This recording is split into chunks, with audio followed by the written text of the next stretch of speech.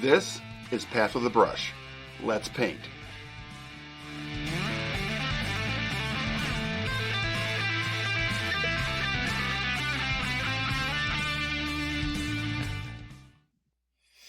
All right. Hey, welcome everybody. Welcome to Path of the Brush. I'm your host, Rick Ankney.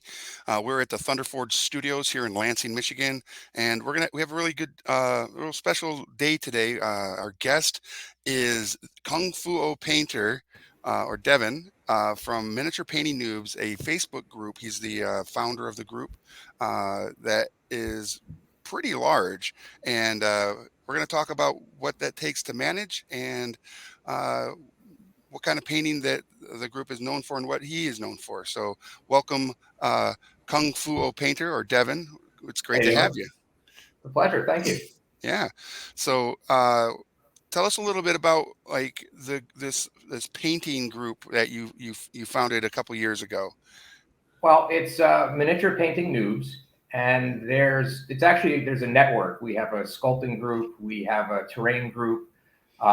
There's a new one that's the Not Safe for Work 18 plus group that people practice their flesh tones in. And I started it, oh God, I don't know, maybe 2017, give or take, with just a few people. We did the sculpting one right after, and it just kind of took off. Went from, first we had maybe 20 people in the group, then we had a couple hundred people in the group. And now, after the pandemic in particular, there's just 57,000 change. I think some weeks I have to write a welcome to 300 plus people when I do a welcome email. Yeah, it blows my mind. It really does. I got to watch out for the spammers. There's definitely some Right. that are, they join every group because they want you to work overtime or whatever the typical spam stuff is. But by and large, it grows pretty crazily, and I'm always blown away by that because I didn't think that something I did in my spare time would ever get that big. Oh, that is impressive. And when it comes to like building community around a hobby, it's not always easy. And I'm guessing that doing that with such a large number of people has its ebbs and flows, ups and downs, if you will. So hats off to you for dealing with all that. I know you have some really good moderators as well I do, in the yeah. group, which helps maintain it, all the positivity that you guys share in there. But what's important for today too is, excuse me, what are you painting? Well, today I have some Indians, so like Indians Okay, from the Second Afghan War. So we're looking at like 1880. nice. So it's going to be a lot of drab colors. I've already Mhm. chosen my palette. That's one of the things I like to do ahead of time is I pick the colors that I'm going to use. One, it knocks down on the clutter on my painting surface. Right, I'm a bit disorganized, so the less I have to organize, the better for me. right. So I've already got the colors chosen. It's going to be a lot of browns. It's not a terribly exciting, colorful army. I guess I should have picked some Warhammer stuff for that. Nah, this is perfect. I mean, it's what you had of, and what obviously, it sounds like it's kind of a genre or theme that you like to play in. So Mhm. that's super fun. I'm going to be painting a WizKids Nolzur's Marvelous Miniature Blue Slod. Okay. So I'll bring the color, and you bring the historics. I see you busting out the blue there, so I see already where that's going to go. So, Yeah, yeah. I'm using the Army Painter Speed Paint 2.0s. okay. Uh, so when I meet a new painter, I always want to know what's in your toolbox. Like, what's your go-to brands and like your favorite color? Because we all have our favorite paint and our favorite colors. That and so, what are yours? I'm a big fan of foundry paints, which Okay. I call the best paints no one's ever heard of. But if you're into historicals, War Games Foundry Hmm. is a big company. It is run by Brian Ansell, who used to run Games Workshop back in the '80s. Wow. So a lot of the miniatures are painted, are sculpted by the Perry twins. A lot of big names. Mark Copplestone did a whole bunch of stuff, and these guys are big names from 80s and 90s Yeah. doing workshop. So the figures have a really nice look to them, especially if you are kind of predisposed to that era of painting. And I started painting in the 80s. So Okay. the Citadel stuff is very, very interesting to me. I like the way that the old school Citadel stuff anyway. I like Right. that their sculptures looked. I like the way the minis looked. So that's always been kind of my thing. So they're the Okay. slightly smaller 28 millimeter, Mhm. but they're still bigger than the old school 25 millimeters I used to play with as a kid, Right. like Rail Partha and Grenadier and Falcon and Frontier miniatures, Hmm. many of which are no longer a thing. So, Yeah, you can still get some Rail Partha and I think some Grenadier from Ironwind Studios. yeah, Ironwind is what Rail Partha became. Mm, I don't know. I think they just reintroduced their old Colonial line, okay. like quite recently, but the prices were kind of expensive. I mean, when I was buying them back in the 80s, they were $1.25 each. Yeah, I So, mean, things were a little different then. yeah, Um, I started painting in the 80s as well, and but I didn't have a hobby shop near me, so I was getting like testers, right? Which was not no, the enamel paints. ooh, yeah. Uh, Back in the day, the best paints that I could find were a company called Poly S, Okay. and they were like, just, everybody's always like finger paints so that they're like skim milk. They were like, that's how they came. They were very, I didn't appreciate them at the time because I didn't really understand painting, Right. back when I was a little kid. Yeah. And my dad painted, and we didn't have YouTube videos. We Right. at best had some low res photos with a description, that kind of Right. showed you what to do. So you kind of had to make it up as you went along. Yep. Back then, it was a very different experience. I was a big fan of the article in Dragon magazine called Through the Looking Glass. Okay, And that was like a miniature painting article by Bob Bigelow, who is a store owner or used to have a store in the Waukegan, Illinois area called Friends Hobbies. Um, and that was like my go-to to like see what new miniatures were coming out and what was the uh, best painting techniques that they were doing back then. Granted, I didn't have access to the paints because, like I said, where I was growing up in Michigan, didn't have a hobby shop near me that I could readily get to when I was younger. And I feel like I missed out a little bit, but that's okay because now I get to play here, right?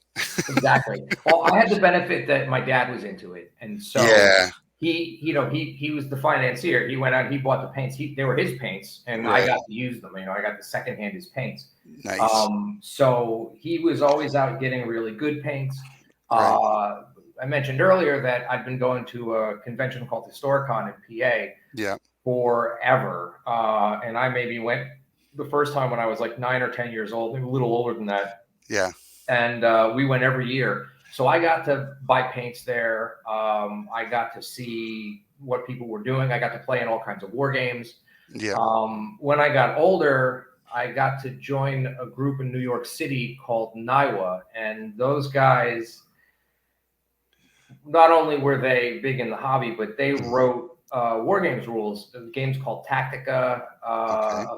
a Franco-Prussian war game called They Died for Glory.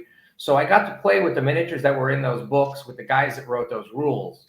Wow. That's Yeah, and cool. that was when I was a teenager. And then later, I went back as an adult in my Hmm. 30s, when I was working in New York. I went back to the club, and all the guys were still there. And I came down as this old man with, like, with a beard. It wasn't gray then, but it was Right. getting there.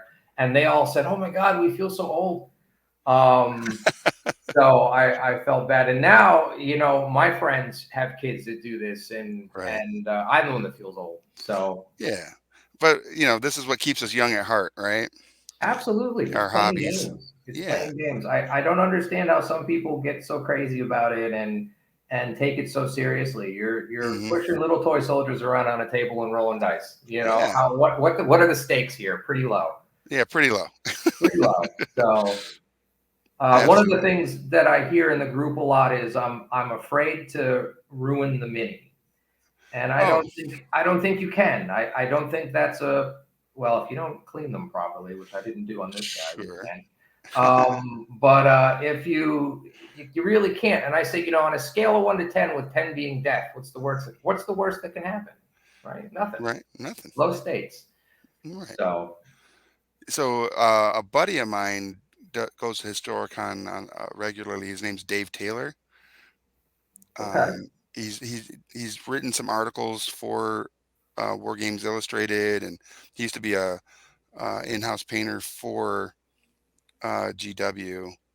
And he has always told me that I should come to Historicon and to. There's another one there in Lancaster, PA. There's Cold Wars, there's Cold Wars. That's Historicon, it. and Yeah. Fall In is the other one. Okay. Yeah, I know. Cold Wars and Historicon are the two that he mentions, and of course Nova, the Nova Open in Virginia. There is another one that he's always like, you should come to this one. Historicon's So a lot of fun. There's yeah. some cool stuff. Um, it's a pretty good time, and I got a lot of people that I run games with. Hmm. A gentleman named Pete Panzeri. He's written books on Little Bighorn, and Okay. he runs giant games. Usually, when I go to Historicon, I just run games with him uh, Okay. because I don't want to drag up all my miniatures and stuff all the way to PA from Florida. Right. But when we do the local Florida conventions, I run a couple games that are pretty popular. One of the things that got me in the hobby, my dad saw the movie Zulu when he was a Oh, kid. great movie. Yeah, awesome movie. In fact, I've got the contest that I came in third, Hmm. and I was in War Games Illustrated in. I painted the movie version that Empress Miniatures makes of all the characters. I painted Wow. all of them. Yeah, and that's what got me in. I have a feeling that the subject matter helped. Sure. But he saw that and he got into historicals, and that's how he got into colonials.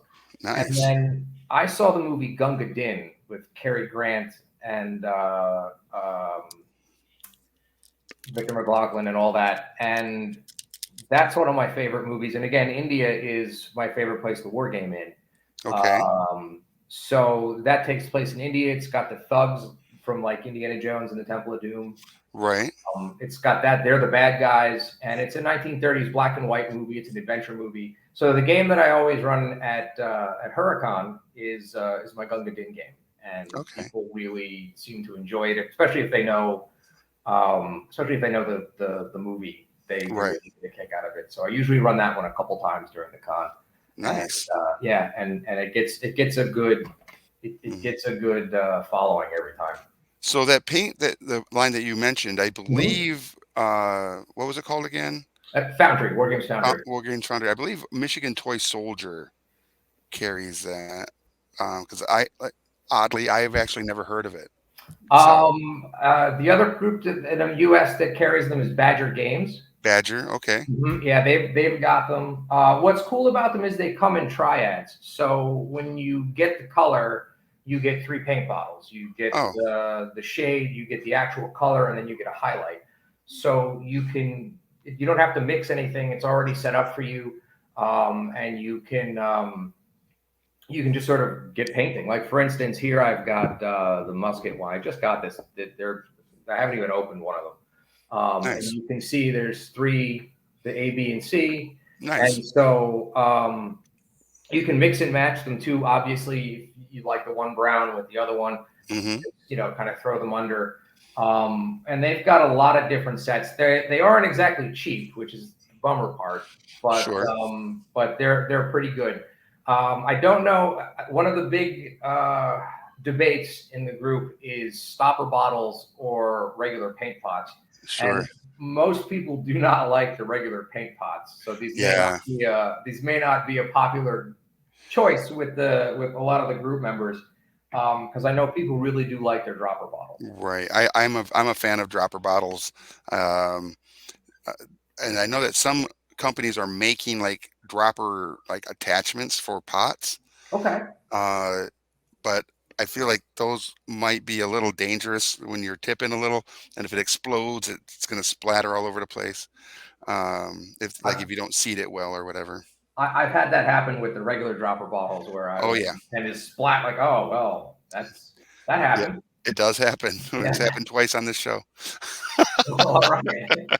Yeah, that's the main reason I don't really like the droppers is Hmm. once the nozzle gets clogged, it's Yeah, difficult to unclog it, and it's difficult to get rid of the little bits of dried paint. yeah, And I find I just don't have the patience to deal with that. sure. So it tends to like kind of screw up the painting. So I generally shy away from them. But I've also been using this type of paint pot for, I mean, 30, 40 years. I mean, this is when Right. Games Workshop came in back when I was a kid. So Yeah. I'm just kind of used to it. I kind of, Hmm. don't stick your brush all the way in the, Right. all the way to the ferrule. You know what I mean? Like Yep. just the tip. Yeah. What so what is your favorite color that you use like the most, you think? That's hard to say. I really like bright colors. Okay. That's why it's unusual that I picked something that's very drab. I really, especially when painting things like 40K, Yep. everybody's all, oh, it's grimdark. It's grimdark. Yeah, I don't know, man. Something about juxtaposing that grimdark background with ridiculously bright colors Yeah. is really, really exciting to me. A lot of my classic Rogue Trader era miniatures because, Hmm. like many guys my age, I went back and bought all the stuff that I wanted as a kid off of eBay. Yep. I paint them in like bright greens and bright yellows and bright reds and blues and just these really explosive bright colors Yeah. because it tickles me to have vicious orcs in crazy colors. You know what I mean? Oh, of course. It's And really humorous. Um, and and orcs already are like, they want to add red to everything because it makes it go faster. They makes it want to go be bright, faster. you know. Absolutely. And Daka, right? Daka, Daka, Daka. Daka Daka. Yeah, that's the more Daka. Add all the guns and ammo you can. Right. So they want to be seen. They want to strike fear. So why wouldn't they want to be bright and And flamboyant in their, flamboyant. their presentation? So I love them. Yeah. That's the army. I am actually. I've never played Warhammer. I've 40K. I've painted tons of 40K miniatures, but the community of painters here in Michigan that I've started like hanging out with Hmm. are very much Games Workshop players from Age of Sigmar, 40K, and some of the other like Kill Team and stuff. So I told them I'll build an army, I'll paint one up, and I'll play my first game with these guys, and I'm building an orc army. So Orcs have always been my favorite. Now I haven't played any modern Warhammer. hmm. I play Rogue Trader. I still play first edition. Nice. Yeah, old school style from 1988, 1989, which was my freshman year in high school was 89. Mm. So Yep. I play with some of the guys that I hung out with in high school. Still play Warhammer. I got them into the hobby years and years and years ago. One of Hmm. them actually runs a Games Workshop store in New Jersey.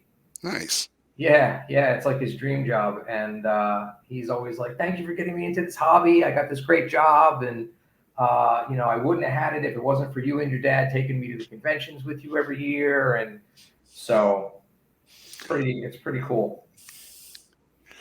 Yeah, I think that's one of the things about the hobby that a lot of people don't, or maybe take for granted is, you know, someone introduces it to you, and next thing you know, it's a lifelong passion, and you never know where it's going to take you. Eh, Absolutely, absolutely. You never know where you're going to end up with this, and um, one of the things that I again with the group because it's new painters, sometimes they get someone will come along and they'll paint something, and sometimes people are actually what we call sandbagging, where Sure. it's someone that's really really good at painting and they came to this new group to show off.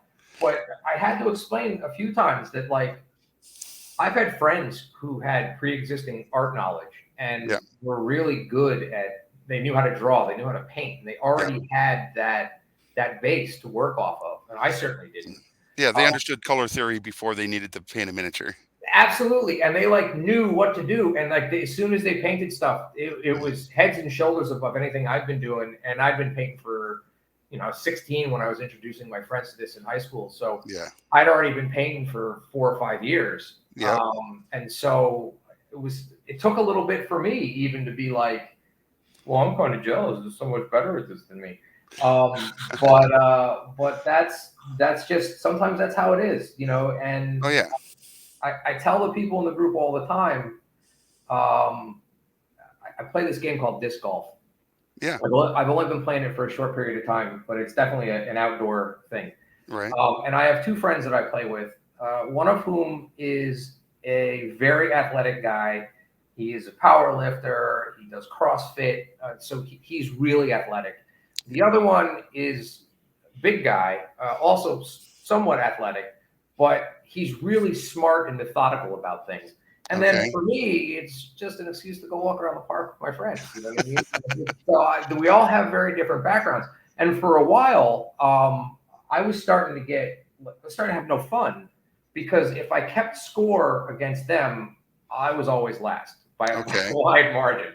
And then I realized it's the same thing here with painting. You can't look at what everybody else is doing Oh because yeah. they have different skill sets than you, and you don't know what those skill sets are. You have no idea. You're just looking at a picture. But Exactly. if you look at what you did yesterday and Hmm. what you did today is better than what you did yesterday, or you feel it's better, then you're doing it right. Exactly. And that's what I tell people as well. So I run paint and takes at conventions, and you're always gonna get individuals that are apprehensive and uh because they've never painted a miniature before, or they feel like if it's not perfect the first time they paint a miniature, then they aren't good at something. And Yep. I try to tell them is like, listen, the first time you ever did anything, were you great at it? And the answer should always be no.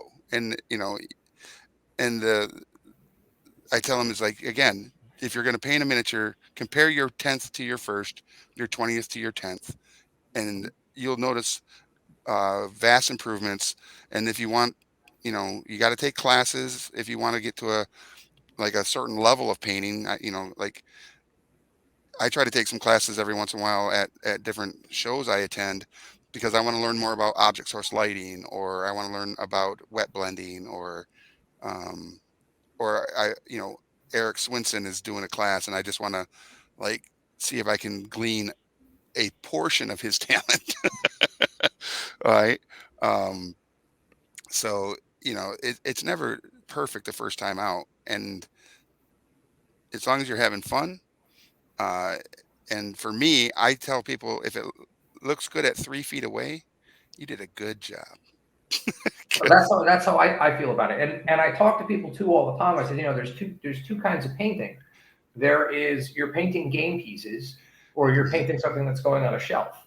Right, And you have to determine which you're going to be painting before you start the miniature. right. Because if you're painting game pieces, I want to get them done quickly. Yep. That's one of the benefits to speed paint, although I haven't quite been able to figure out how to make those work. But that's one of the benefits to speed painting. If you've got 400 miniatures to paint for a historical army, Hmm. you want to crank those guys out. I've learned over time to mass produce. Yeah. So I've got 1, 2, 3, 4, 5, 6, 7, 8, 9, 10 guys in front of me, and I'm going to do all their eyes. Then I'm Hmm. going to do all the red. Then I'm going to pick one of these khakis, and I'm going to do it as their pants. I'm going to Hmm. do all their pashtuns, which are like the sheepskin coats that they wear over their uniforms. I'm going to do them all different colors. So I'll do some in like a grayish color. I'll do some in like a medium brown, and some in a dark brown, maybe one or two in black. And I'll mass produce each Hmm. set as I go. Can Um, you pick one of the miniatures up again and show it to us yeah, sure. so we can see? So here's what's coming along. I've got his little. Well, you really can't tell anything in this light, but I've done the red on their little Hmm. caps. They've got a little peak on their little helmets. I've done the first base coat, and I'm starting to do their eyes. And I know it just looks like big white stripes across their faces, but that's the first step. Um, I remember reading in an old white dwarf, they said start like across the eye like this, and Yep. then come down all the way to the cheek because you'll get a finer line as you draw. Right. And then that's how you do the pupil. And then afterwards, you take whatever your base coat is and you go back around to kind of fix up the shape of the eye and reshape it according to the model.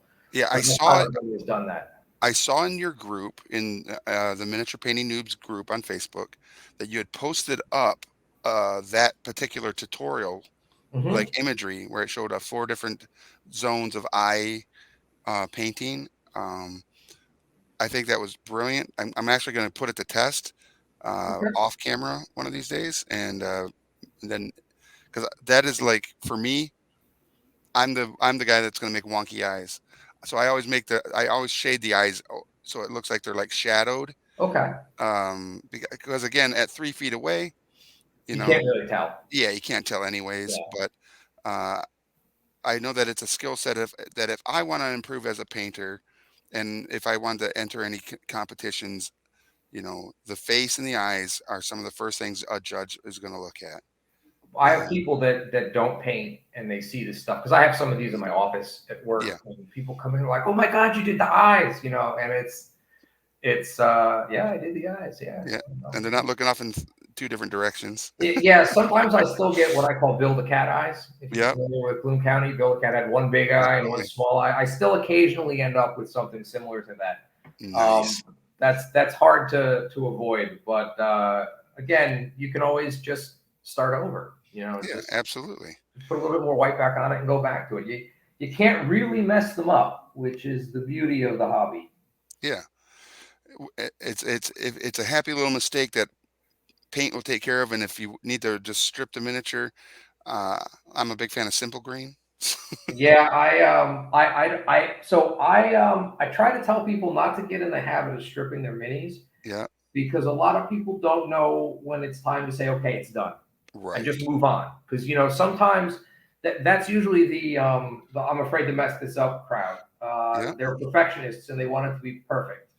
But they're not all going to be perfect, especially if you're painting, a big army of 400 guys. You're yeah, going to make yourself crazy doing that.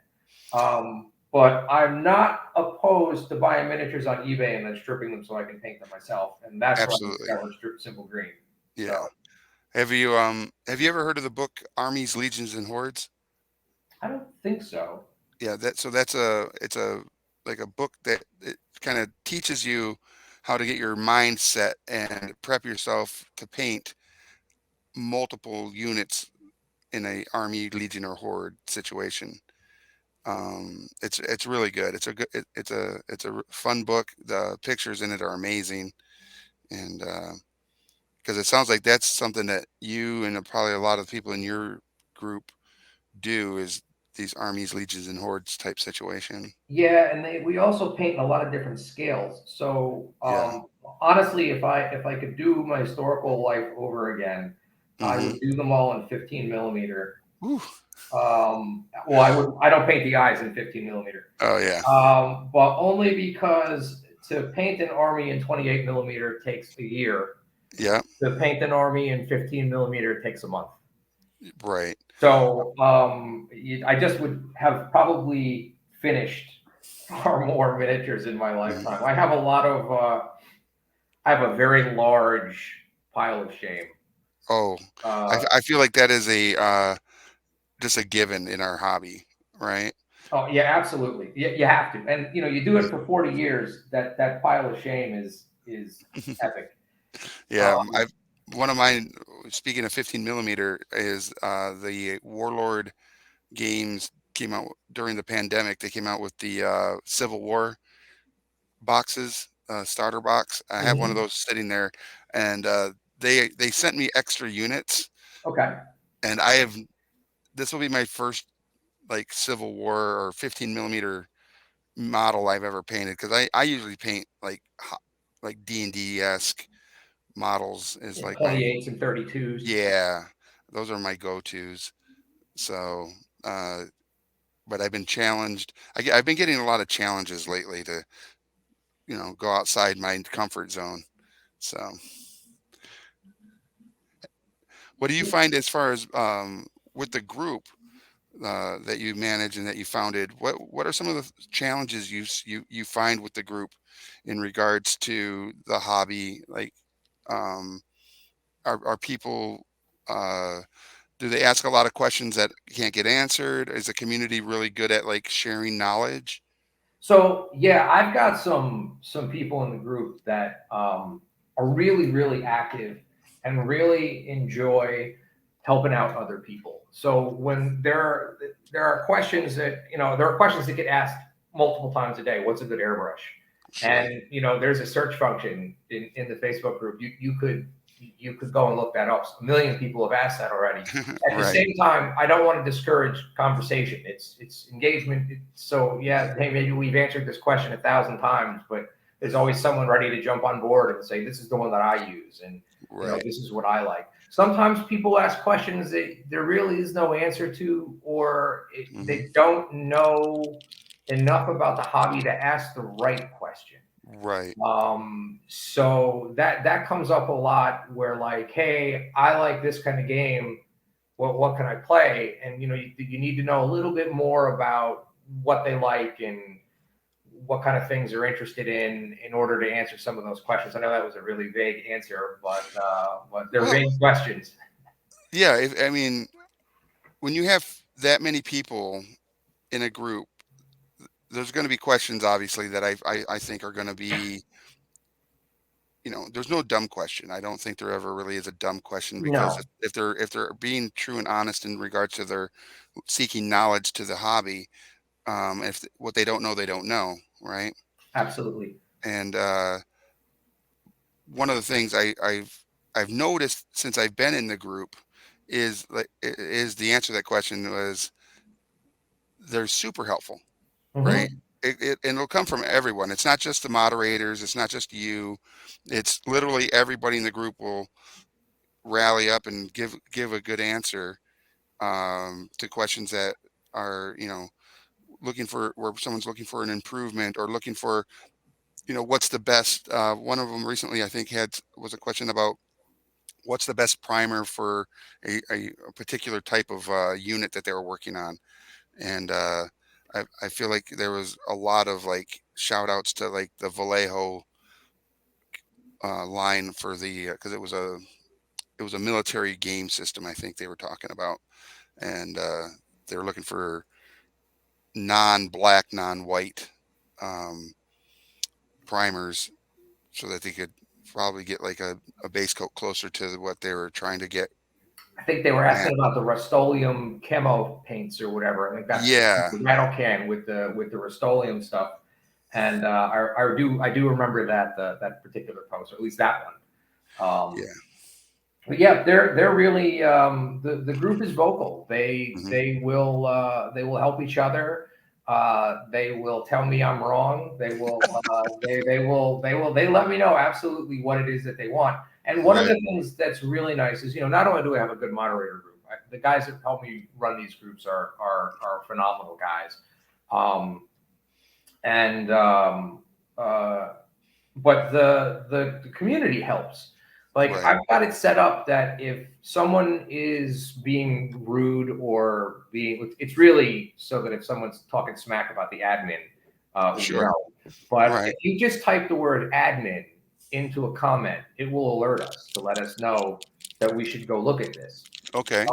And really, I think Facebook has it so that if oh, the admins in here are bad or whatever, then we can we know what's going on.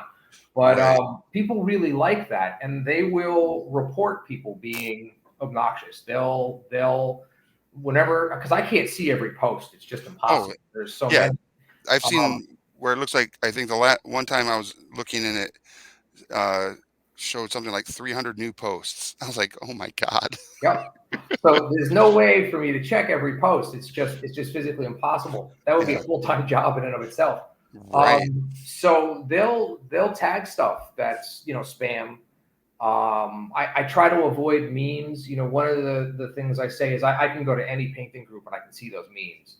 Right. But what I can't see in those groups is your miniatures. So if you're going to post something, please post your work. We'd rather see that because that's unique to this group. Right. Well, I mean, it doesn't have to be, but it most likely will be with a lot of the Sure. people.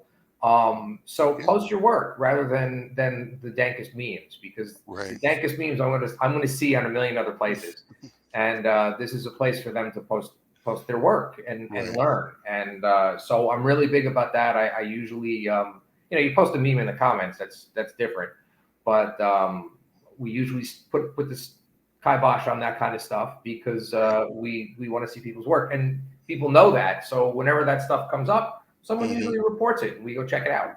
So Yeah, that makes sense. What so in the group, who are some standouts?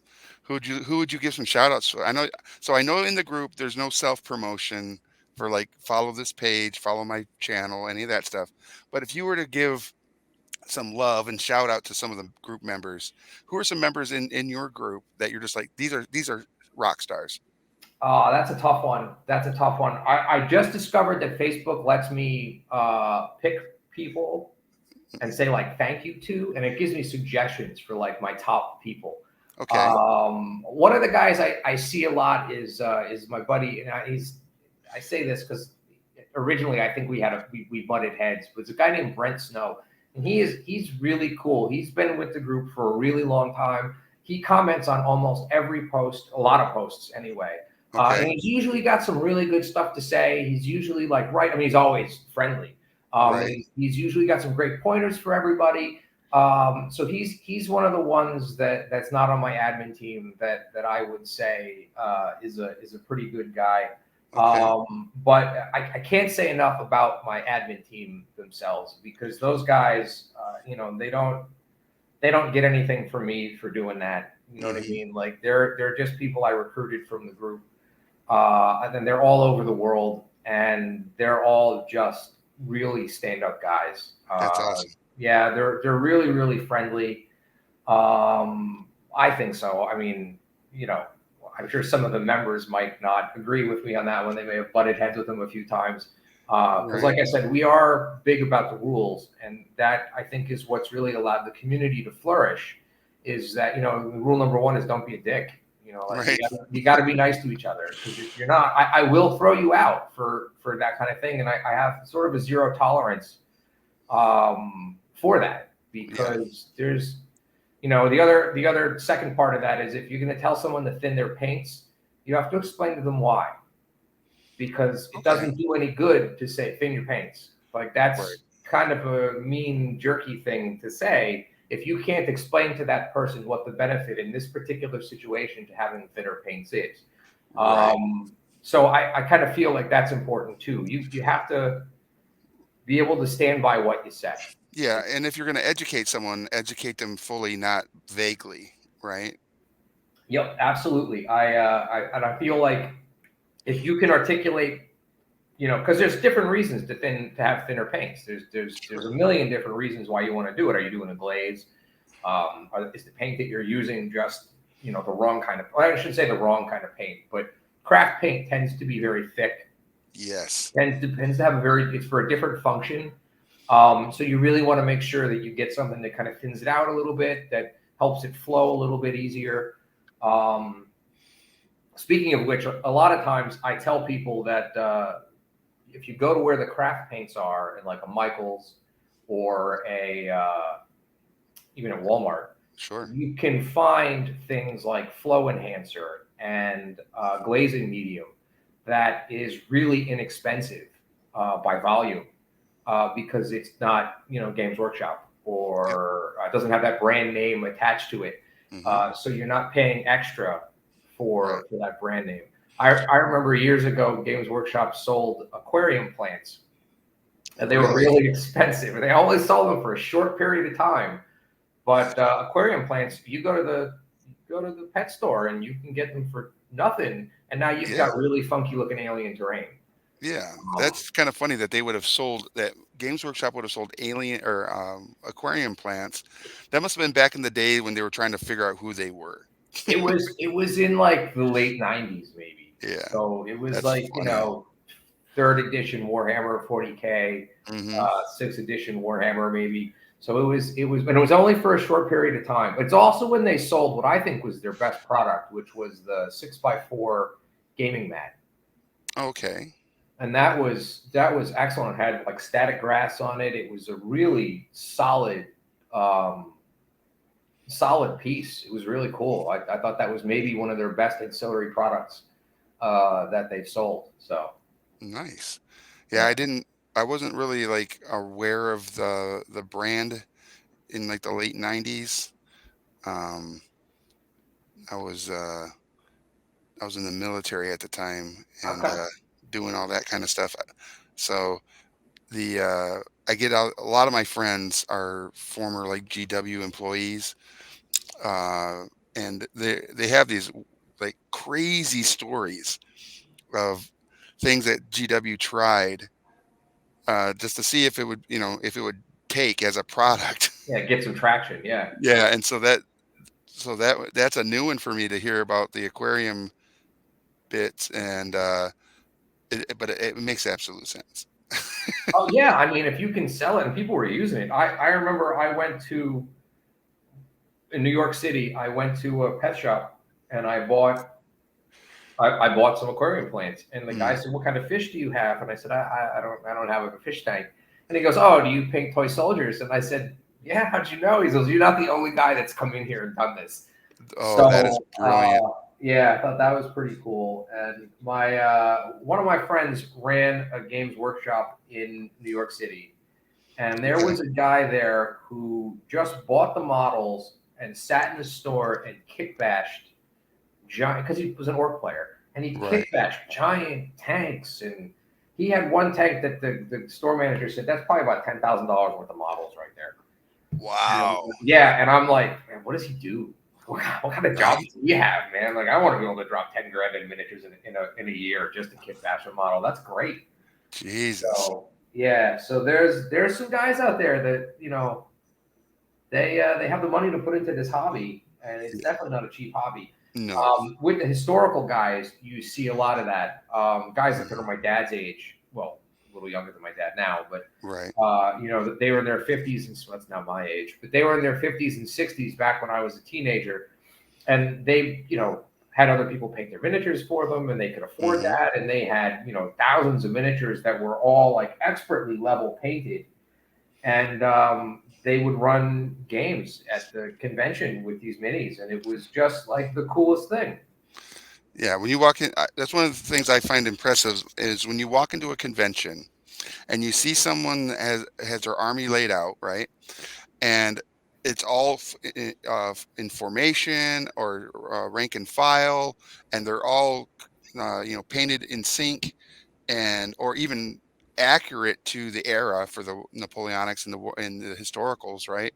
Where it's like it's absolutely this green or this gray that they used because that's the same color that was worn on the pants and or it's just it's crazy. You're And speaking they're my language right there. I right. believe you. I know.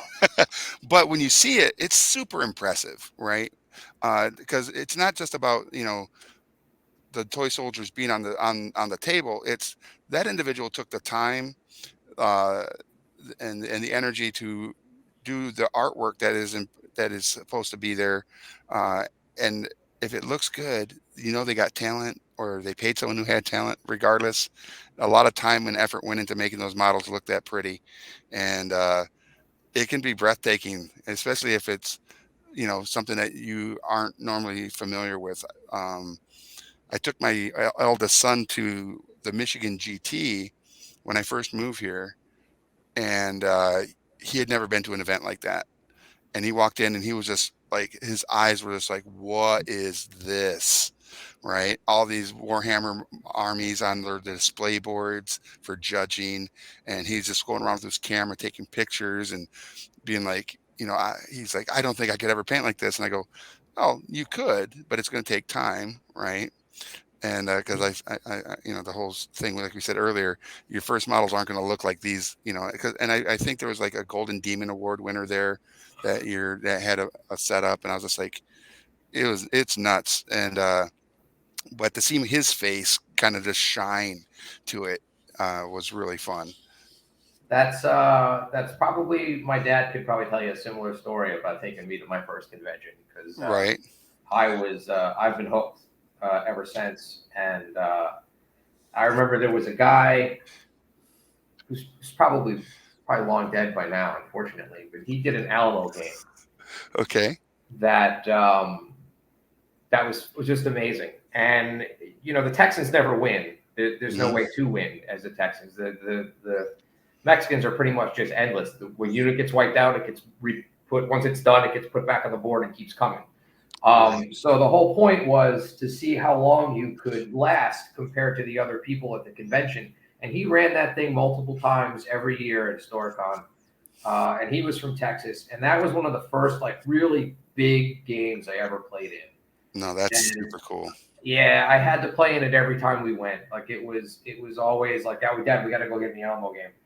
And that one was always a big deal.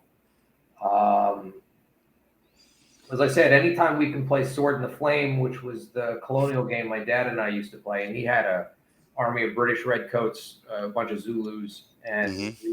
we would play that. I mean, all the time as a kid. Right. Um, but again, everything had to be accurate.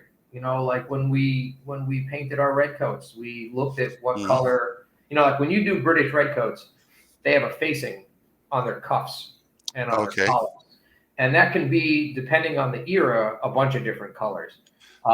So in Zulu, it's the 24th Regiment of Foot, which was the Second Warwickshires at the time, but is also becomes the South Wales Borderers around the time of that movie. Okay.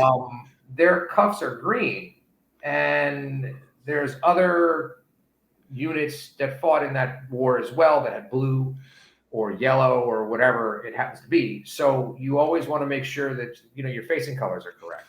Okay. And I have a British red that is a British redcoat red that is supposed to be pretty accurate to the British redcoat color. That's Foundry, wild.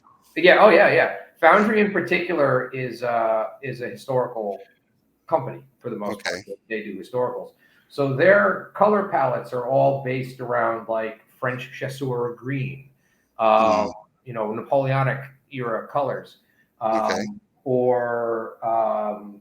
I have a couple colors that are Confederate gray, butternut, which is the color, kind of like a brownish color that the Confederate uniforms would fade into over time because the Okay. dye wasn't very good.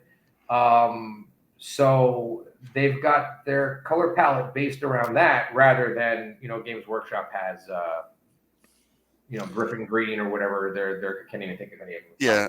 I They're, get those I think they have mixed. orc green and griffin green and warp green. Yeah, all kinds of Druky purple or whatever it is. Right. So you can theirs are based around what they sell. And so these are a bit more historical, uh, but you have to kind of look around like it's storm green instead of field gray. Sure. So there's a couple like kind of slightly different named things, but there's like if you're painting World War II, they've got the correct Soviet green Yeah. for doing and well, so does Vallejo because they do a Yep. lot of historical stuff Yep. as well. Vallejo does a lot of historicals with their model color. Um, Not so much their game color because their game color line is more vibrant and meant for like fantasy and Well, stuff back like. in the day, Game Color was actually designed to compete specifically with Games Workshop paints, Yep. and they were modeled on those colors. So that's why it was Game Color for Games Hmm. Workshop. But I thought it was kind of a cool trick. Yeah. Uh, Yeah. I run Vallejo's TikTok, so I get to oh, play. okay. Oh, so you know. I get to play with all their paints. It's super Ah, fun. that's cool. It's super fun to try out some of their new stuff and their model paint. Um, I'm using it. I'm doing some Flames of War Okay. tanks, and so that because again, I feel like if I paint a tank and it doesn't look accurate to its era and to its unit type, I'm gonna get some flack from the community. So You may, yes. yeah, so I've been doing my research and Hopefully it'll turn out and they'll look good and people will be like, all right, you're legit, and I can be like, yes. The research part is actually a lot of fun for me. I enjoy Yeah. that. I enjoy reading about history. Hmm. It's helped me in school. I never really did homework. I'm not stupid. I just am lazy. So in school, I never did my homework, so I didn't have very good grades unless it was my history classes, Okay. because I was really really interested in history and all things history. And there were times when I knew things that my history teachers didn't know, Nice. especially about British colonial stuff and things like that. Right. I did a report on the Indian Mutiny, and my teacher was like, "Is that true?" I'm like, "Oh yeah, hold on, I got books. I got all kinds of books because I was Nice. reading all this stuff um, outside of class that my Right. teacher didn't. He didn't assign any of that stuff to us. I read it because I was interested in the era. Right. So No, that's awesome. yeah, It's always fun when a teacher's like, where did you get that information? how do you know about that? Right. So I mentioned that recently I was in the hospital, Okay. and one of my night nurses was from Uzbekistan, Okay. and she was saying that most Americans they think I'm from Pakistan, and I told her, well, that's because most Americans only know two countries that end in "stan," and Pakistan and Afghanistan. Right. I said, but are you from Tashkent? Are you from Samarkand? And she's like, how do you even know cities in my country? And I'm like, well, I can tell you exactly where your country is on a map. Right. And the truth is, it's because of wargaming. Right. It's because the Russians tried to, well, that's why it's a Russian state. The Russians went through there in the 1860s, 1870s as part of the Great Game, and took over all those places and fought all those people. And one of my friends, a guy named Scott Van Rokel, he runs the Shot and Shield podcast. Okay.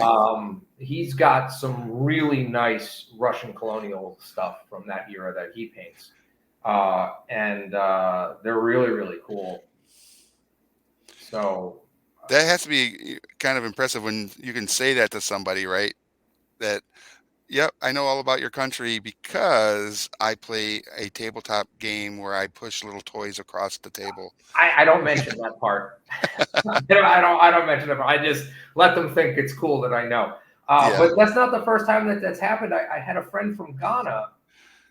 And I said to him, I said, are you an Ashanti or a Fanti, which are the two major tribes? And again, I Yeah. only know that because the British went there and helped the Fanti fight the Ashanti Mhm. in one of their colonial gambits. And it's maybe not that PC to be into colonial stuff and to know about, those things. But that's the stuff that fascinates me, the scramble for Sure. Africa, the Great Game. Those Mhm. are really cool periods in history, to sort of Right. know about, and it gives you a little bit of insight about places that most people can't find on a map. Yeah. So No, absolutely. I think, being a student of history is important, right?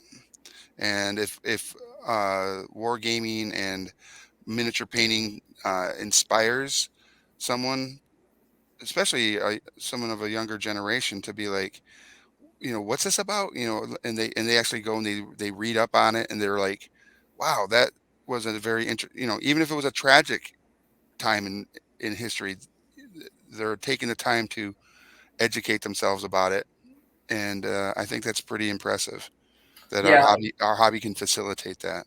that's one of the things I like about historicals is if you can reach people who have a bit of an interest in history anyway, it really helps you visualize history. And once you can Mhm. visualize history, you can kind of play it in your head, and it becomes that much more interesting. Yeah. I think otherwise history is very dry. If you can't really picture it in your head, it's Hmm. just a bunch of numbers and dates and Yeah. names of people who aren't around anymore, and aren't as exciting as the latest celebrities. But once you can visualize it in your head, it becomes a very different thing. Yeah. Absolutely. So,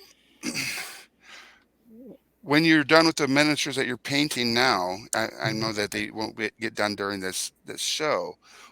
Do you plan on putting them up in the group? Maybe. I try not to post too much um, of my own work unless it's in the comments. Hmm. But occasionally I do. Occasionally I will. But I've got like some colonial groups that I'm in, and they'll definitely get put in there. Okay. Um, I'm gonna probably put them in the Blood and Steel group. Um, Nice. yeah, I just it's not that I think I'm going to intimidate anybody in the group. It's just that I'd rather see their work than see mine. Okay. I've seen my work before. I know what I can do. Sure. I like to see what everybody else does. Um, but my stuff does show up in there occasionally. I do post some things that Okay. I'm really proud of them. But I generally post my fantasy stuff and my science fiction stuff because that's what most people in the group paint. Yeah, Uh, I kind of noticed that. I noticed there's a lot of Warhammer content in there, um, and I feel like I've seen some Infinity recently. mhm. Um, so yeah, it's definitely, yeah. I feel like it doesn't really matter what the genre is. It's represented in that group in some capacity. Let's see. We are at almost 8 o'clock, so I probably should talk about again, some of our sponsors that allow us to be able to do this. First off, we would like to say thank you to Gen Con TV for allowing us the opportunity to be on the platform and talk about a hobby that obviously is near and dear to many people's hearts, especially over there at Miniature Painting Noobs on Facebook. So if you are not in that group and you're watching right now, go give them a look. Give them join the group if you're a painter. Share your hobby, share your miniatures, and we would like to see your miniatures as well here on the show. So if you send a message to geektographyyusa@gmail.com with a image of your miniature, letting us know like who manufactures it and what system it might be for, if it's or if it's not part of a system, just what brand it is, so that we can show it off here on the show. I kind of want to make that a thing. It's just we haven't really gotten anybody to send anything yet. So Big Rick has a little tier for that, but hopefully we'll start getting some people that join us on that.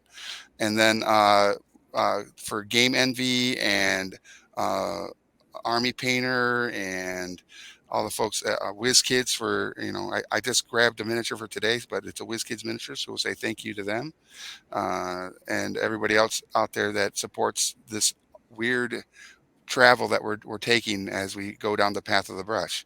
And if anybody watching is from the group, uh, let us know in the chat because we've had between 24 and 40 viewers throughout the show, and nobody's saying hi. Um, Aw. oh, and we also need to say thank you to Mats by Mars. My paint mat is by Mats by Mars. It's a vinyl mat, and it's got my little mascot on there, my game night bear, and yeah. So Mats by Mars, we want to say thank you to them, and if anybody's watching and wants to win a mat, uh, we have a 3x3 D&D mat we can give away, and you can get that by, let's say, uh, what's a good question to ask? Mark, you got a painting trivia question there, Devin? What, painting trivia question, huh? Yeah. Well, that's a tough one. That is a real tough one. No, I don't. Okay. No, I No honestly worries. don't. Um, wow, that's Okay, I got one. All right. So I mentioned earlier that there was a thing called the Golden Demon, which is a painting award that you can get from Games Workshop. Simon from of Cool Mini or not, they have a version of an award. What is their award called? Devin, you can't answer it. Mark, you I can't don't answer. know. So that's a good question. Okay, so perfect. So they have an award that is coming back actually, and if you know what it is, if you know what the painting award is that Simon gives out, first person in the chat to let us know what that is uh, will win a playmat of like a gridded D&D playmat from Mats by Mars. So See, now you got to put like a timer on that. So, I tried to go on Jeopardy, yeah, and the questions they asked were pretty easy. Like, yo, what's the capital of New Zealand? It's Wellington. But once they put the timer on there, and you Yeah. only had like 5 seconds, so that you couldn't go to Google and look it up, right? That was the whole thing. Right. Once they put the timer on there, it was like, wait, what is the capital of New Zealand? I can't tell you. I don't remember. So it became exponentially more difficult to answer those questions Nice. when there was a timer. That's wild. Yeah, yeah, yeah. Because the questions were fairly easy. Well, I mean, maybe not. Maybe not everybody knows the capital of New Zealand, and Sure. but I did. Um, Like I know that isn't it like a city with the largest name in New Zealand or something like that as well? I thought the city with the largest place name was in Wales Oh, because when I was younger, I took a class trip to Ireland. And from Ireland, we went to the UK and we passed over the ferry, took us through Wales. And these kids came on the bus and they sang a song about the name of the place. And it was okay. huge. It was huge. And apparently, in Old Welsh, when they would name cities, they would name them based on landmarks and stuff. So it meant something Okay. like the Red Roof Church to the left of the big hill by the river. And it was like really crazy. And they sang a song, and it took them about 30, 40 seconds to sing the name of the place. That's Um, wild. yeah, but again, they told us it was the longest place name in the world. That doesn't necessarily mean that it was. Um, Right. I kind of feel like Welsh could potentially have it. New Zealand could probably have could, it. could also have it. Yeah. And then I also feel like maybe like Iceland or Greenland could potentially have it as well. So I've been to Iceland as well, and that place was really cool. That was a lot of fun. There were parts big and flat, and Hmm. it looks like it's all rocky, and Yeah. like if you touched it, it would be volcanic rock, but it was actually moss, so it was really soft. Weird. Yeah, it was really cool. But I said this must be what Mordor looks like. This has to be Oh, what absolutely. Mordor looks like. It's steaming. There's hot mud running through the place, and so it was really cool. It was really a fun trip. Nice. That was one of my many trips to Amsterdam. We got the option to stay in Iceland for either 3 hours or 3 days, and we said, when are we ever going to be here again? Let's So you take took, 3 days. yeah, So that sounds right. yeah, That's yeah. awesome. Back when I was young. Oh, I have those kind of stories. The young when we were younger. Yeah, got a lot of those stories. Yeah. I got some different ones as an adult though, so I can't really, in 2016 I went to Italy, Yeah. and my friend who's known me for 25 years, he said, I've never seen you this positively affected by a place before. And I don't know how you say illegal alien in Italian, but I was this close from being one. I did not want to come home. I did not want to get on that plane. I was very, very tempted just to stay because it It's really beautiful. was a beautiful place. It Yeah, was very different. absolutely. So, uh, with the group and your background with the painting community, what do you see as far as for the future of the group? Do you just want to see it grow, or do you have any other plans that you'd like to see happen with it?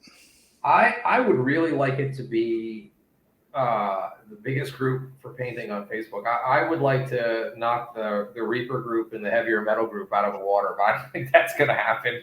Right. They got a good lead on me already. I think the one has like 80,000 members. Hmm. But I really just want people to get what I've gotten out of the hobby in the last 40 years. It's my passion. It's the thing I love the most. Not only just painting miniatures, but playing the games and Right. running the games. And I um, I have oh my, what's it called? Where you make the 3D models, Tinkercad. I have a Okay. Tinkercad account where I make stuff for my 3D printer. Okay. I sculpt miniatures, not so often, but I do it with I use green stuff, and Oh, I wow. yeah, and that started with just adding like, hey, I want to put a beard on this guy, Right. or I'm going to put glasses on this guy, or hey, maybe they just need like a furry cloak. Hmm. And it started with little stuff like that, and one day I just said, I wonder if I can wonder if I can do this. And it turns out I could. It I mean, took a lot of that work. is a skill set to use green stuff to sculpt a model, is ridiculous as far as like a talent that, when I see people that have that ability, I'm just like floored with it because it's definitely outside of my realm. Um, and I've seen some folks make full blown models out of it, and I'm just like, this is crazy because you know the tools you got to be fast, because it does It cure. sets. Yep, it Yeah. sets. But I've also done, like, I did an entire figure. One of the first ones I did, it was easy to do, is chainmail.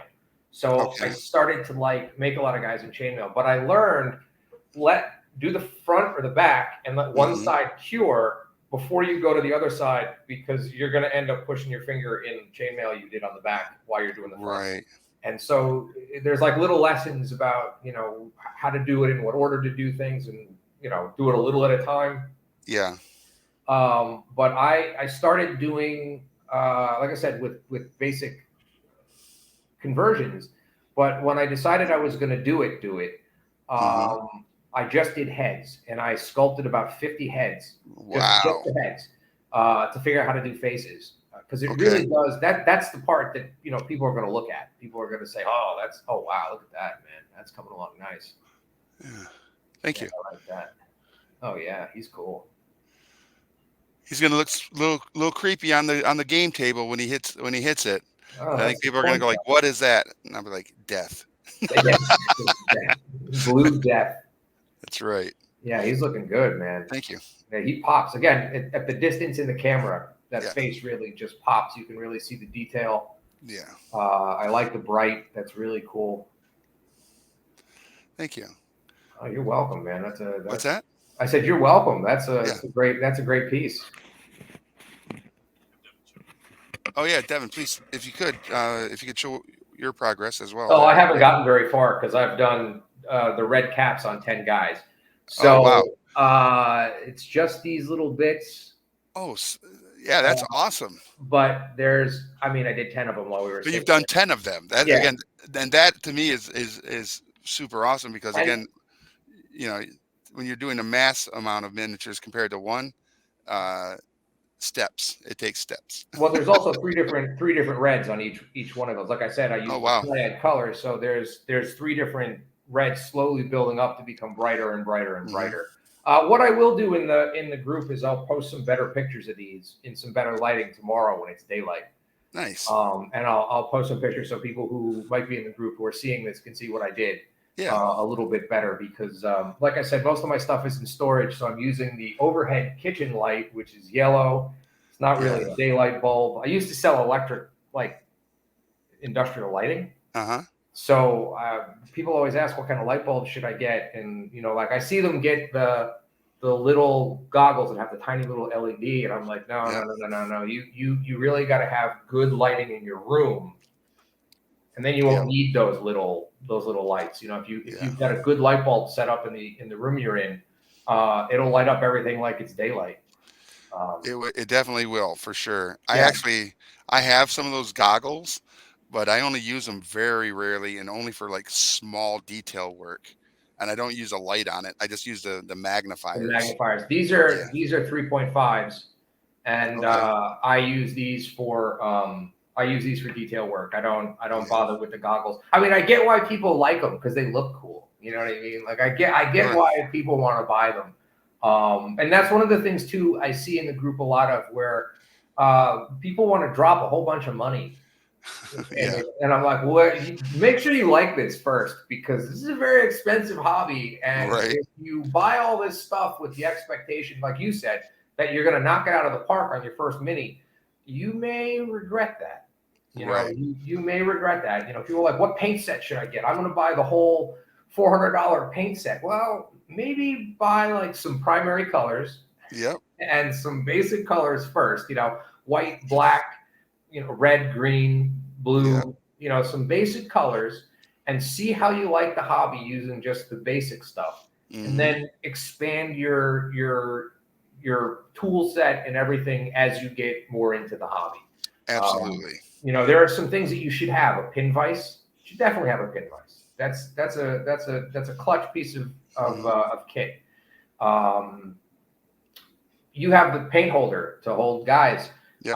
My paint holder's right here, and it's worked great for 40 years, but that may Hmm. not work for everybody. Like Right. I've learned to hold Yeah. the far points of the mini Yeah. and kind I, of I work. yeah, I'll use these on smaller models. This one's a little too Yeah, he's a top little heavy. big. Yeah, he's a Yeah. bit big. Yeah. So, I've tried that. I've tried. I'm from being diabetic. I have all kinds of pill bottles and stuff. So oh yeah. sometimes I'll take blue tack and I'll stick it to the top of the pill bottle Yeah, and that's good. stick the mini to it. That works good. That's more for when I'm doing sculpting. I find Okay. something like that's a little bit more valuable because you don't always have a place to hold um, the points. Because like the last thing I'm going to paint on these guys is the bayonet. It'll be the absolute last thing I paint. So if I hold them by the bayonet, Hmm. like this, I'm Yep. not going to ever mess up any part that I'm going to paint already. I'm not going to be rubbing the paint off as I move it around on my finger. Yep. So that's kind of how I've learned to hold my guys. But that doesn't work for everybody. No.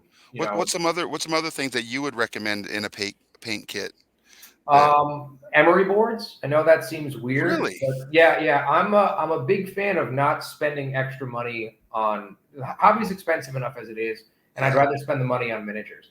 So Okay. rather than buying the Games Workshop file and paying the extra money for Games Workshop, I'll go to the CVS and I'll pick up cheap emery boards Okay.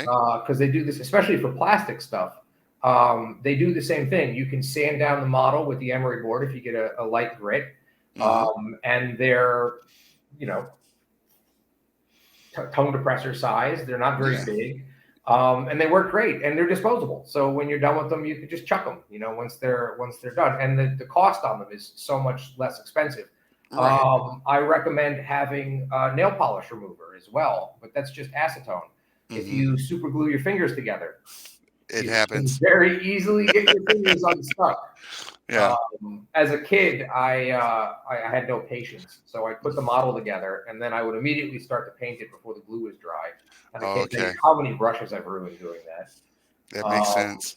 yeah, it just kills them. It just as soon as it touches that glue, the hair just binds right up. Oh, Uh, that is so funny. so yeah, yeah, yeah, yeah. Any kind of dental picks you can get. I asked my dentist once if I could just have the picks he was cleaning my teeth with. I figured they weren't going to use them again.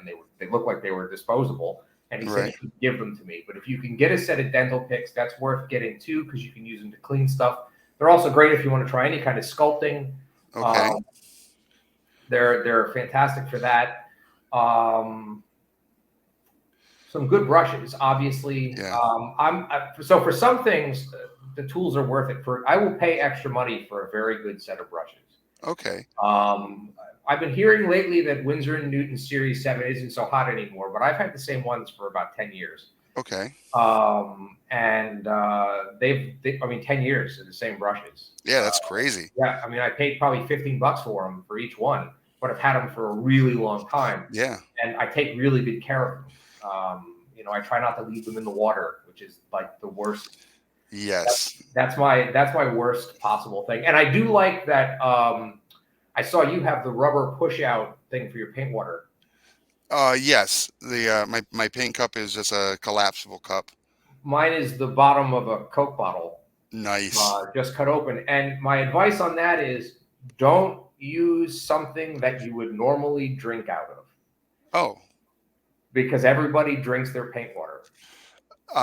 It happens. admittedly, yes. Yeah, it I happens. used yeah, I used to use a tumbler, just a glass tumbler, and I normally would drink out of a glass tumbler.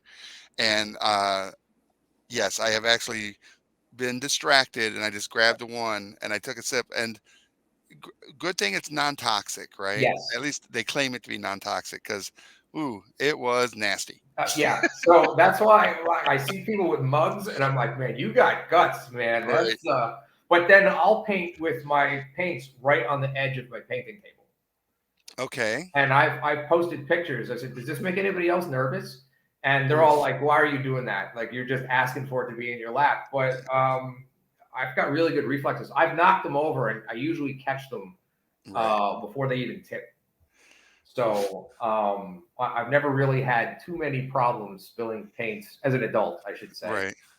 As a kid, I remember it was just after Christmas, and I was wearing a pair of new khaki pants, and my dad said, "Don't you dare spill any paint on those pants." And within 3 seconds of him saying that, the paint bottle was all over my legs, and it was like, Oh "Oh, thanks, I no. appreciate that's your fault that that happened." Yep. He put it So in the universe. He put it in yeah, the exactly. universe. If you didn't say that, that wouldn't have happened. Right? But That's yeah, funny. my dad's pretty cool. He got me into this hobby, and he's always been there with me Yeah. for it. He and I always went. It was the father and son thing. When he got remarried after my parents got divorced, my stepmother's birthday would sometimes fall on Historicon weekend, and he Okay. still, to his credit, he took me to Historicon even though it was her birthday. Wow. That's Yeah, great. yeah, because and she was cool with it. She knew, she Right. understood that this was a Yeah. father and son thing. That this was something Hmm. we'd been doing long before she was around. Yep. So she was really cool with it, which again, to her credit, is Yeah. pretty amazing as well. Yeah. That's great. Yeah. So Very cool. he's always been there with me, Yeah. enjoying the hobby too. Oh, Um, that's awesome. And it's also really nice to know that, he was able to pass that love of the hobby, the gaming part of it, and the hobby side, the art, the building of the models and stuff over onto you as well. And that you've been well, able through the group, kind of turning it back onto the group for a second is because you opened the group up and you started it, you've been able to put that same kind of energy and influence into the folks that are joining your group, right? well, As a legacy piece almost, right? Well, there's two parts of that. One, my dad said a long time ago, and this is why I started running games at conventions. He said, "I want to give back. We've been Right. taking from this hobby for decades. Hmm. Let's run games for people so that we can give Hmm. back." But that's one of the reasons why I made the not safe for work group, Okay. because people were posting a lot of like racing miniatures and stuff, which is fine. That's Sure. fine. But there are women and kids in the group, Hmm. and one of the things that's important to me is when I was a kid, if this group was around, if there was a lot of that stuff in there, my dad wouldn't have let me join it. And that would have been to my detriment. Right. And I think, you start people on this hobby young, and you really get a lot more out of it. Absolutely. Now, my Facebook name, the Kung Fu Painter, Kung Fu doesn't necessarily mean martial arts. Martial arts are a form of Kung Fu. Right. Kung Fu is anything that requires skill and practice. Yeah. So I always tell people that this is your Kung Fu. This is Yeah. your thing. This is the thing that you're taking the time to learn. It takes skill. It takes practice. You have to practice it every day. It's just like anything else that you want to get good at, and you Hmm. especially if you start young. So Yes. when I see the fathers and sons and fathers and daughters and mothers and daughters and mothers and sons in the group that paint with their kids, Yeah. I want to encourage that. I really want there to be more second and third generation wargamers. I Oh, want it not to absolutely. be a rarity. You know what I mean? Right. I want the kids to be into it as well. And any chance that I can encourage that in young people, I try to. Yeah, and you're definitely succeeding. You and your moderators and all the other members of the group definitely are succeeding in making that not just a group that they can show off their works and stuff, but it's also showing that there's a lot of inclusivity in the group, that Mhm. everybody's welcome to the table until they're not. If they make a mistake and continue to make those mistakes, they are uninvited. But you opened the door for so many like new hobbyists, and the title of the group being Noobs lets people know that it's granted, it is a good spot for new painters, but there are some. I mean, I've seen some of the work some of those cats are doing in there, and they are good. Oh yeah, there are some people that like. I mean, I think I'm pretty good, but there are Yeah, some people that like. Even I'm like, man, I could learn from these guys. yeah, I've been doing this for 40 years. They've been doing this for four, and they're doing way better than I am. hmm, And it's a beautiful thing. It yeah, really is. And again, I don't get jealous because they got some talent. There's some yeah. talent in that group. One of the questions that comes up in the group a lot is when is someone not a noob? And I Ooh, tell that's a them great like question. but there's no answer. There's because I mean I'm still new. I'm still like when I do Mm, object source lighting, it looks like someone sneezed paint all over the miniature. It's terrible. Like I don't know how to do it. Or right, non-metallic metals, I can't do yeah, that. Like no, right, no, no, that's it's beyond me. So as far as those things go, I've been doing this for 40 years. I'm a noob when it right, comes to those things.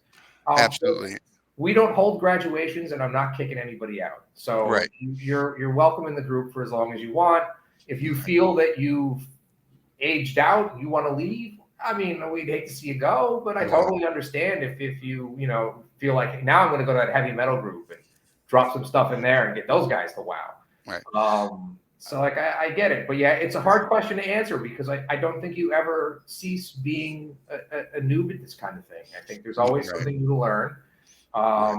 There's I, always I I think somebody. that's what you also encourage is, never stop learning, right? Mhm. Because there's going to be a new paint brand that's going to come out that's going to give us all a new tool to play with. You got the too thin coats, right? Is Yep. out. And there's so many other paint lines that coming out and new formulations and new techniques. So as long as you're constantly learning, you can claim the title noob, Oh yeah, right? yeah.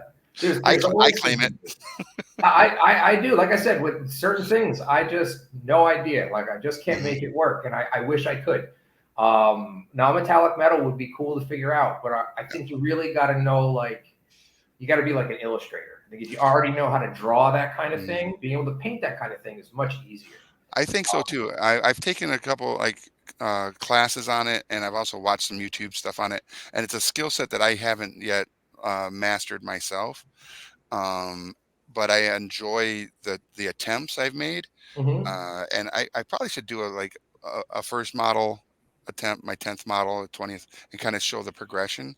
But like I said, there's so many new techniques coming out. It's Yeah. ridiculous. So what is are do you have a hobby store that you are go into often? And if so, which one's your local game store you like to? The closest one to me is called the Adventure Game Store. I don't go there Mm, too often, mostly because unfortunately with online, yeah, that's pretty much where I get most of my stuff. Because the paints that I use aren't everyday paints. It's not one of right. the major brands. They do carry the privateer press paints, and those Okay, are pretty similar to the foundry paints. So I don't I okay. get those to like supplement some colors because there's some colors that they have that are, Hmm. especially some of their bright colors, that I really like. Coat to Arms is another one, but Okay. you don't find those in regular paint stores. Hmm. So, and especially doing historicals for the most part, again, you don't usually see those in the everyday Right, gaming store. Usually, it's Warhammer or D&D. right, Reaper is another one that's like a third party company that you see a lot of. right. And then near me, we have a place called Tate's, which is Tate's. Tate's Comics, Oh, okay. like Tates, Yeah. and they've been there. They've been doing comic books forever. That place is like a nerd museum. They have old school Star Wars toys. They have old school Nice, Transformers. Like I go in there and it's like this is the coolest stuff ever. This is like my nice. childhood. But next door they have a gaming satellite. That's what they Oh, call it, nice. gaming satellite. And they have a gaming store there too. And when I go to the comic book shop, occasionally I pop in and just kind of look around. And again, it's Reaper stuff, the Nolzor stuff, and that kind of stuff is Mhm. usually in there. Okay. They don't have any historical stuff, and of course Warhammer. Right. Yeah. That being Warhammer's the everywhere. beast. Yeah, that being Right. the beast in the hobby. But you think maybe some bolt action might show up in there, Hmm. because bolt action is basically Warhammer World War II. It's kind of the Right. same concept. You got army lists. Right. A lot of the games I play, it's just a unit is this many guys. You know what I Okay. mean? Like there's no real points value. Oh, You okay. you just kind of like, A well, unit is, yeah, a squad is 6 or 8, or right? eight, or like I want to do this battle, and these are the Mhm. guys that were there. Like I've got 15 millimeter Civil War guys, where each figure represents 50 guys. So Oof. the units, yeah, oh yeah, yeah. So the units they vary from like 7 or 8 figures to 10, depending on how big it is. Right. And I got to go and look and see, like, Mhm. okay, here's the order of battle for Gettysburg.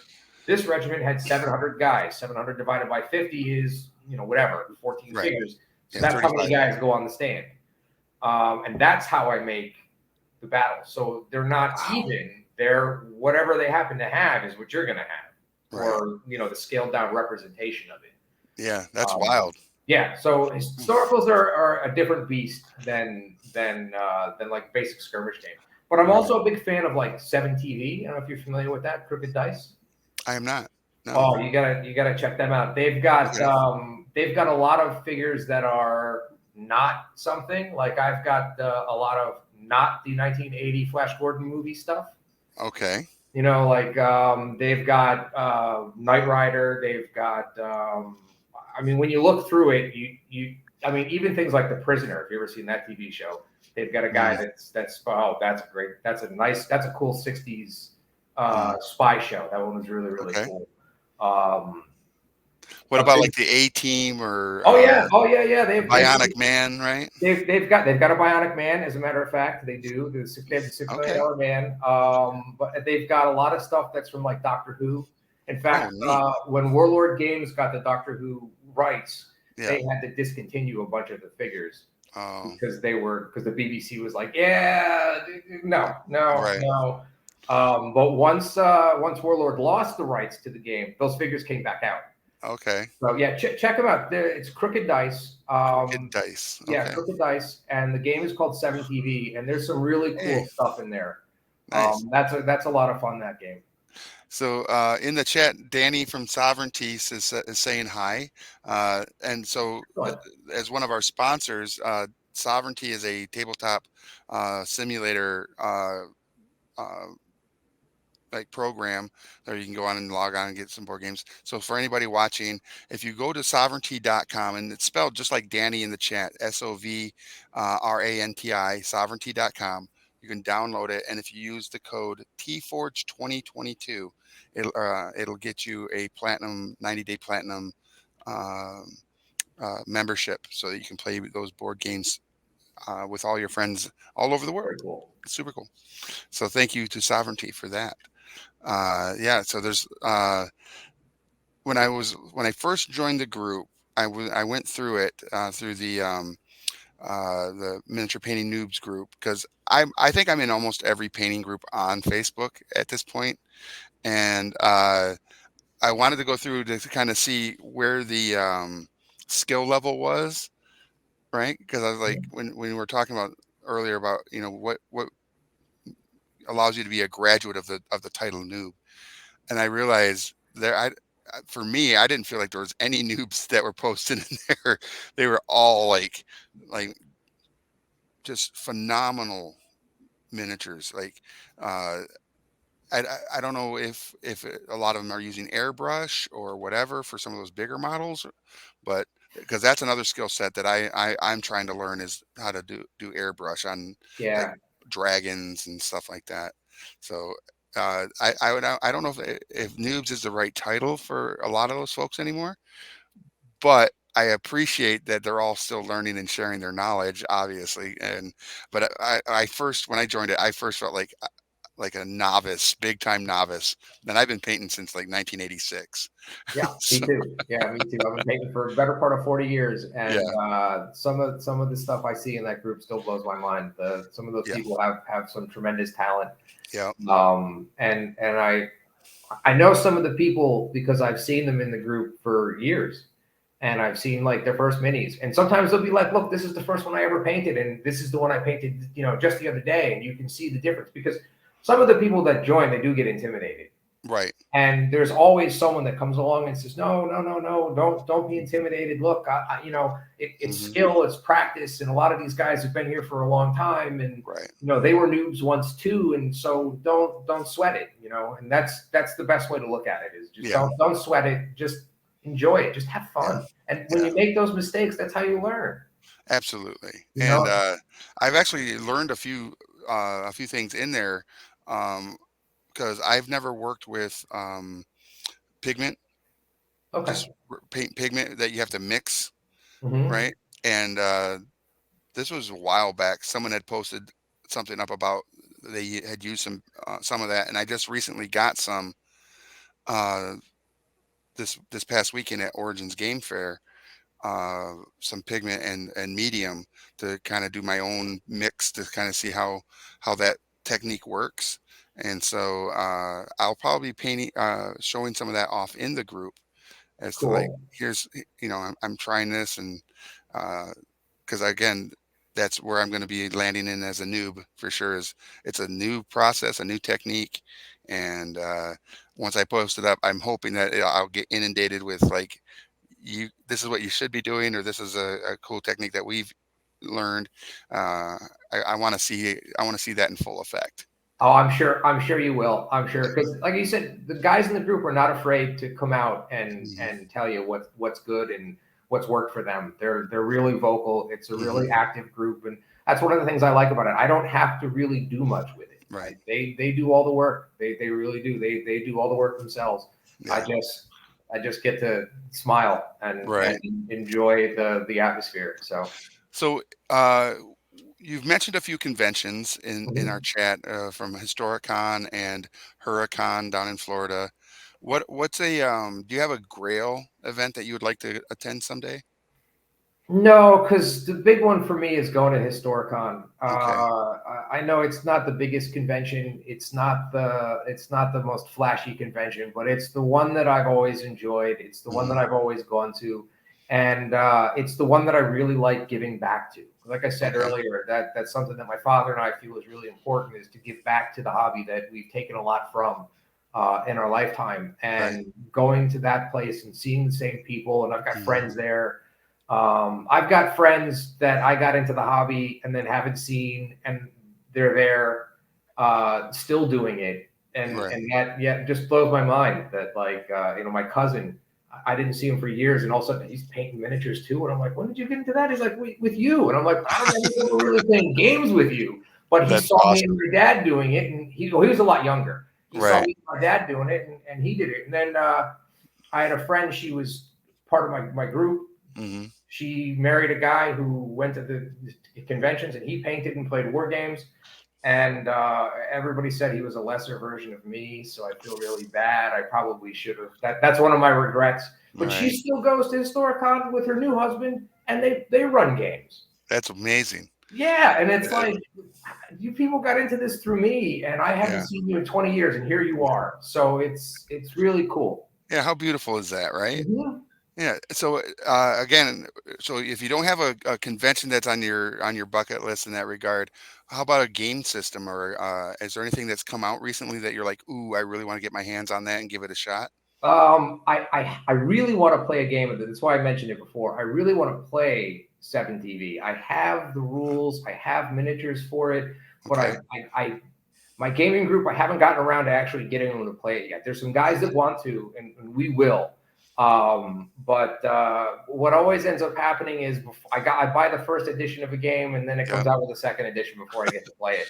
By Fire and Sword was the other one that did that to me, which Okay. is 15 millimeter Eastern Europe, Eastern Renaissance, so Turks, Russians, Cossacks in the 1600s. Basically, what's going on in Ukraine right now, but the Right. 1600s version of it. Right. And I haven't gotten to play it yet. I got all these armies I haven't painted, and now they come out with the second edition, and it changes how they're based and stuff. And I'm like, oh, Oh, that's man. wild. Yeah, well, Yeah. it's more convenient. I guess they put them Right. on easier bases to move stuff around. So Okay. Well, that, if it makes it a easier and entry to play it, I think that's always good. it's always a benefit. Yeah, Yeah. I don't think they're doing the Games Workshop thing where they change it up every so often, Hmm. just to change it up. Although in some cases they have actually streamlined their game and made changes that made it a lot easier. I can tell you from playing Rogue Trader, that game is Hmm. wonky. It's paperwork intensive. I Right. played a game of it with my dad, and he said, "Are you sure this is a game for kids?" I'm like, well, Right. "No, I don't think it's ever been a game for kids, But but here it's we a are. lot of paperwork."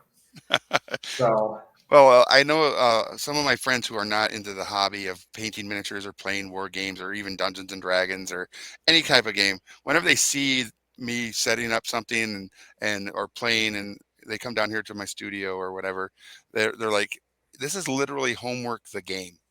yeah, yeah.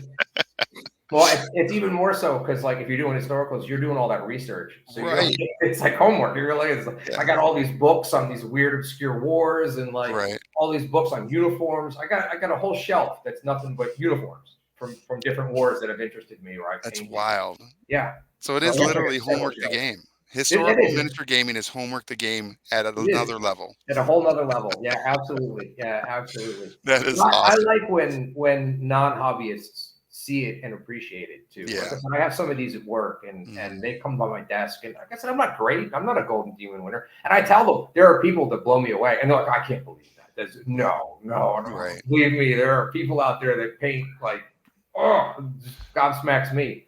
Right. So I've seen some photos where it looks like it's just a photograph or a digital art piece, like a two-dimensional, but then all of a sudden it gets a little turn on it and you're like, "Wait a minute, that's a miniature." yeah, And you're like, "Holy crapes." I It's belong. ridiculous. I belong to a group called foam model makers or something like that, where they Okay. make miniatures out of foam, Wow. and or Okay. they make like buildings and stuff out of foam. All right. And if you don't see the guy's thumb in the picture when you're scrolling through on Facebook, you just Right. think it's a picture of an old building in Europe somewhere. But then you realize, oh my God, that's a 1/12 model Right. and it looks perfect. It looks real.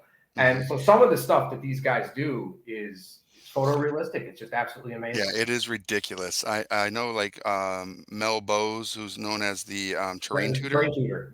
Yeah, like some of the stuff he's done is just mind blowing. Uh, Yeah. and again, harken back to Dave Taylor, he's done like some of the game workshop tables that'll be at different conventions. Okay. Like he's done Modifius's tables, and one of them was the Elder Scrolls table that they had at Gen Con last year, and I was just like, this just looks like it's right out of the video game with the arches leading up to this like temple piece. I was just like, how do they, from scratch, right? Yep. It's ridiculous the talent that exists in our hobby. I appreciate it for sure, but it's Yeah. ridiculous. Some of it you're like, I can't believe someone brought Right, that. You know what I mean? Like, right. how did you even do that?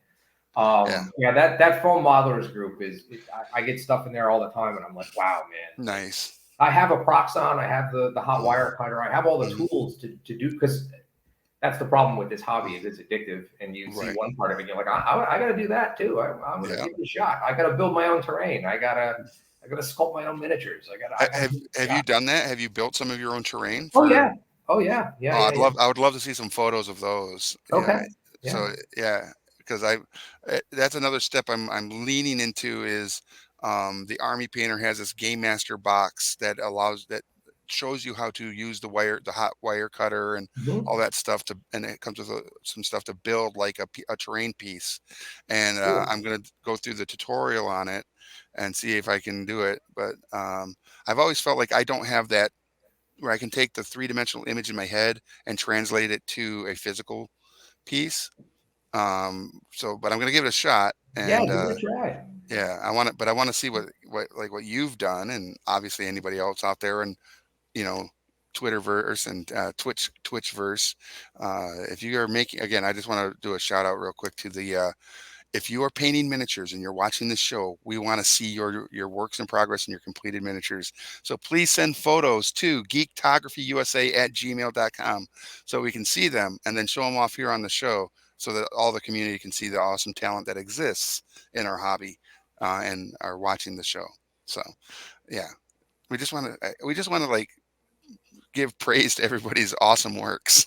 I like to see people's work. I like to see Yeah, what people are doing. That's one of the reasons I have the group, and that's one of the yeah, reasons why I encourage people, like in those welcome posts, post yeah. something. Take the time. Give me a picture of what you're working on now. Just don't be afraid. No one here Hmm. is going to beat you up, and if they do, let Right, me know. They won't be here anymore. You know, right, if someone's rude to absolutely. you, just tell me. I'll be the end of that. Right. So what do you think? I know you said earlier that as far as a looking to the future, you would like to like exceed the numbers of Reapers painting group, which it would be tough because It's tough. They got to leave. They they got and to leave. they've also got a ravenous rabid fan base, Mm-hmm. which is Yep. awesome. And then Heavier Metal also has a pretty decent sized group as well. Yep. Have you ever thought of like doing a an event where you'd give away a like a paint kit to if the group reached like 80,000 or 100,000 or Oh, we something could like do that. something like that. One of the things I wanted to do was hold a contest in the sculpting group where someone sculpted something, and Mm-hmm. then we find a way to uh, cast it or create multiples of it, and then have Mm-hmm. the painting group paint it, and then do a Ooh, contest in the painting group. That's something I'd really like to that's try. cool. Yeah, it just the casting part is the hard part. Sure. I could probably do it with a 3D printer. Right. I could definitely do it with a 3D printer, Mm-hmm. but I wouldn't know if someone sculpted something in green stuff. How do Right. I make it into the? I guess you can Right. scan it. I guess there's ways to do that, but Yeah. I don't know them, so I Right. don't know how to make that, or I don't know how to actualize that particular dream. I But wonder if you could just if you posted up that concept and idea to the group, someone in the group probably has access to a scannable, or if you just had someone do a ZBrush 3D render of something, but that doesn't really count, I think, in what you're trying to well, I promote. got a lot of the guys in the sculpting group. They do 3D. They do it's like ZBrush, and they use Okay. those programs to create their stuff. Mm, The guy that runs that group with me, and mostly that's his purview. We mhm. kind of broke up the whole thing. Is my friend Matthew Kent, Okay. who I've never met. He's from England. He is really cool. Nice. He's a really solid guy, and he does stuff for. He's done things for Crooked Dice. Okay. He's definitely sculpted minis that have been for sale in other places, Hmm. and so he might have some insight into how we could make that happen. Okay. He's helped me with my 3D printing. He gave me like a Mhm. 3D printer Bible. It was like a PDF he gave me that said, if you're having this problem, Right. adjust this. And that like was, oh, wait a minute. Everything is so much better now. Right. So there's some really good guys that help me run these groups. And like I said, there's a whole network. We have the Hmm. sculpting group. We have a terrain group that's called Miniature Crafting Noobs. Hmm. We have the painting group. Well, we have two painting groups, and we have the not safe for work group. So Right. there's plenty of things to look at if you're Right. new to the hobby and you want to learn. We Yeah. have people that'll teach you. We have That's places you can super go awesome. and see that. Yeah. Yeah. So for everybody watching, if you're not in it, any of the groups, go check out Miniature Painting Noobs, and from there you'll find your way to the other groups. I'm sure based on your Absolutely. interests. You Yeah, know. there's pin posts Yeah. and you can find them pretty easily, and Yeah. it has everything in it for where to Yeah. go. And I try to get everybody loaded in pretty quickly, so you Nice. shouldn't have to wait too long to get in. Yeah. So we're coming on in our last couple minutes left of the show. Is there anything you'd like to say to the community or the folks that are watching here or may watch us later I, from? I love you guys. You guys have given me something. The groups, especially the painting noobs group, Hmm. gives me something back that I don't think many of them appreciate. Right. I suffer occasionally from depression. It's Sure. maybe everybody does. I don't know, but when I hear how much people love the group, and every once in a while, and they'll just say it. It's never prompted. They're like, "I love this Right. group so much," and then one person will post it, and then 50 people will join in and say, "It's such a great place. You guys have Right. created such a community for us. Everybody's so friendly." That stuff really means a lot to me. Great. That really jazzes me up. And there's some days when I really need to hear something positive about something that I've done, Nice. and they give back to me in a way that I don't think any of them realize. I've just given them a place. I Right. didn't do anything special. I just Right. one day went to Facebook and typed in some words and made a thing. But they give me back something that I don't know if I can give back to them. I don't know if that's possible. Sure. I really appreciate them all. Yeah. We've certainly had some issues. I've Hmm. had some times when I've been cranky, and I've been kind of a mean moderator and maybe not the best admin. But they check me. They Hmm. do. They definitely put me in my place a few times, Good. and I appreciate every one of them. I appreciate everybody that comments. I appreciate Hmm. all the people. Like I said, Brent Snow. He just sticks out in my mind because he's very active, and all the people like him Yeah. that take the time to comment on people's posts and give people advice. I really appreciate that Yeah. because I can't do it. I don't know Yeah. all of it. Yeah. And I'm glad that I have people that are willing to teach other people how to do what they love and Yeah. how to do That's what I love. awesome. Yeah. All right, so that brings us to our time. That was awesome, and talk about community. Be a part of the painting community. Join um, uh, Miniature Painting Noobs. Join us here on Gen Con TV. Follow us by hitting that heart and that little bell there so that you don't miss out on any upcoming shows that we're going to be doing every Wednesday, right? And we look forward to next Wednesday where we will have Aaron from Rolacrit, the official merch company for Gen Con.